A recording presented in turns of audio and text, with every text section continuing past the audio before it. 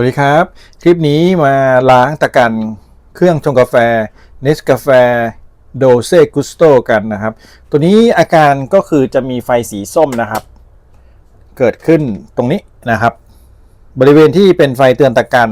ถ้ามีไฟสีส้มแบบนี้ก็แสดงว่าถึงเวลาล้างตะกันนะครับผมลองล้างด้วยน้ำเปล่าแล้วไม่ออกก็เสียน้ำเปล่าประมาณ3แท้งด้านหลังนี่นะครับไปเรื่อยๆตรงด้านหน้าก็ต้องลองแล้วไปเทนะครับก็ยังเหมือนเดิมคราวนี้ก็เลยจะใช้น้ำยานะครับเราหมุนมาให้ไฟกระพริบที่ตรงนี้พร้อมทั้งเราก็จะต้องใส่น้ำยาตัวนี้เข้าไปด้านหลังนะครับตัวนี้เป็น SG Coffee Machine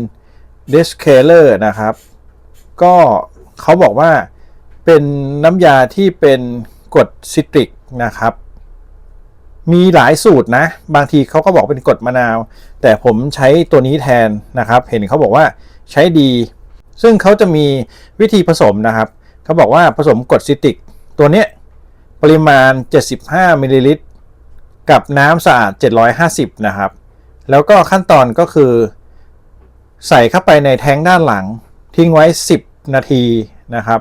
แล้วหลังจากนั้นก็เปิดให้เครื่องทำงานไปจนน้ำลดลงครึ่งหนึ่งแล้วก็ทิ้งไว้10นาทีแล้วก็เปิดเครื่องอีกทีจนน้ำหมดแท้งนะครับหลังจากนั้นก็ล้างด้วยน้ำสะอาด3ครั้งเติมน้ำสะอาดลงไปในถังนะครับรอจนไฟหายก็ประมาณนี้วิธีการใช้งานเดี๋ยวลองมาดูกันเลยครับว่าจะได้ผลกว่าน้ำเปล่าหรือเปล่าผมลองน้ำเปล่าแล้วก็นานมากจนหมดเวลาที่เขาให้ล้างนะครับก็ยังไม่หายแบบนี้เห็นบางคนใช้น้ำเปล่าล้างแล้วหายนะแต่ผมไม่หายก็เลยซื้อน้ำยาตัวนี้มาน้ำยาตัวนี้ขายออนไลน์นะครับผมจะใส่ลิงก์ไว้ให้ใต้คลิปนะราคา195 บาทนะครับคิดว่าเอามาล้างน่าจะใช้ไม่หมดแน่ๆเพราะว่าน้ำยาตัวเนี้ยปริมาณ500 ml นะครับเราจะใช้ครั้งแรกเนี่ย75 ml เท่านั้นเองนะครับตามคู่มือก็เขาให้ใส่กรดซิตริกลงไป75 ml นะครับหลังจากนั้นก็ใส่น้ำเปล่าเข้าไป750 ml ก็คือ10เท่านะครับเหมือน1:10นะก็จะใส่น้ำเปล่าลงไป350นะครับแล้วก็บวกอีก400ครับโดยประมาณนะครับตัวนี้เป็น400รวมกันแล้วก็750 ml นะครับโอเคตอนนี้ก็พร้อมนะครับเขาบอกว่าทิ้งเอาไว้10นาทีนะครับส่วนบริเวณถาดแคปซูลให้คุณใส่ตัวรองน้ำที่เป็นถาดแคปซูลแถมมานะครับเขาจะเป็นกลวยด้านในแล้วก็บริเวณขอบก็จะแนบสนิทดีกับตัวที่เป็นขอบด้านในนะครับใส่แบบนี้เพื่อเพิ่มแรงดันนะคุณก็ใส่เข้าไปแบบนี้นะครับน้ำจะได้ไม่กระเซ็นออกด้านข้างนะครับลำดับถัดมานะครับก็เราจะปรับฟังก์ชันไปที่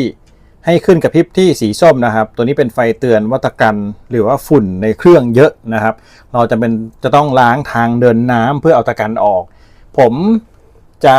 เปิดทำงานแล้วนะครับสิ่งที่ต้องเตรียมก็คือจะมีแก้วขนาดใหญ่2ใบนะครับเพราะว่าน้ำจะออกมาเยอะมากบางทีเราอาจจะต้องเติมน้ำข้างหลังนี้นะครับตอนนี้จะเต็มอยู่นะผมก็จะกดให้เขาทำงานเอาแก้วเข้าไปแบบนี้นะครับจากนั้นก็กดจังหวะที่กระพริบอยู่ที่สีส้มตรงนี้นะครับให้เครื่องเข้าสู่โหมดการล้างนะครับก็จะปล่อยออกมาแบบนี้โหมดการล้างเขาก็จะประมาณนี้นะครับเหมือนเราปล่อยน้ำทิ้งเลยครับยาวๆไปเลยผมจะขยับให้เห็นด้านหลังนะสังเกตดูตอนนี้น้ำอยู่ข้างบนตรงนี้นะครับเราจะเปิดให้น้ำลดลงสักครึ่งหนึ่งโดยประมาณพร้อมทั้งไฟสีส้มก็ยังกระพริบอยู่นะแบบนี้เลยนะครับไปเรื่อยๆจนถึงครึ่งหนึ่งพอถึงครึ่งเนี่ยก็หยุดแต่จังหวะนี้ก็ต้องดูน้ำในแก้วด้วยนะถ้าเกิดจะเต็มก็เปลี่ยนแก้วในทันทีนะครับเขาจะมีจังหวะหยุดแบบนี้ไปเรื่อยๆสลับกับทำงานนะครับตอนนี้น้ำลดลงประมาณครึ่งหนึ่งแล้วนะครับก็จะหยุดเครื่องเพื่อที่จะให้เขาเหมือนบ่มกรดซิตริกเพื่อที่จะกัดตะกันนะครับก็จะหยุดประมาณนี้ก่อนนะครับ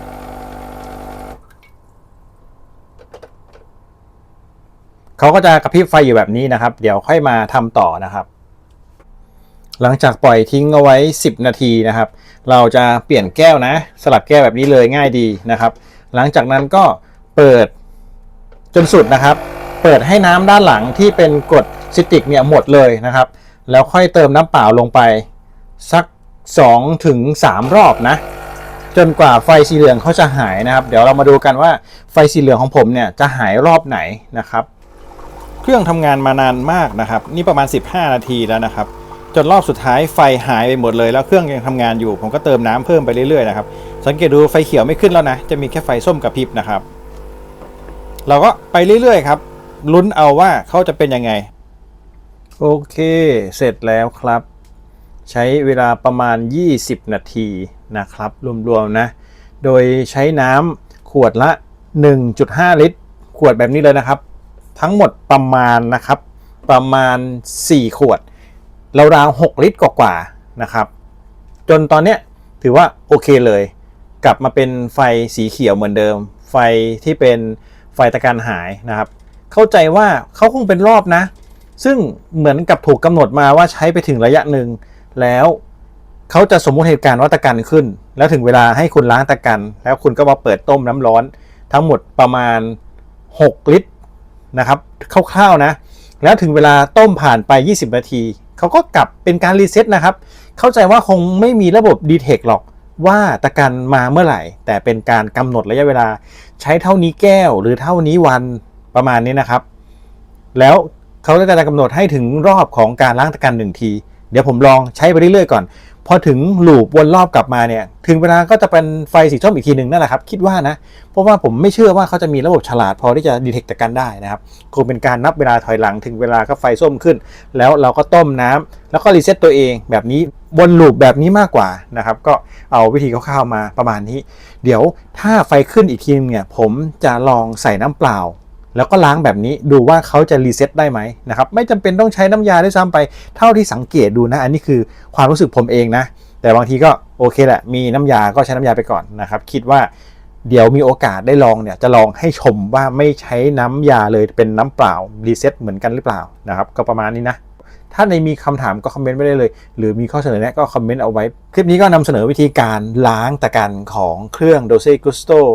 Genio S Plus นะครับตัวนี้เลยผมใช้มาระยะเวลาหนึ่งจากที่ทำคลิปแรกไปนะครับก็น่าจะ6 เดือนก็ขึ้นมาเป็นการล้างตะกัน1 ทีก็จัดการไปเรียบร้อยแล้วครับ20 นาทีประมาณนี้นะครับขอบคุณที่รับชมครับสวัสดีครับ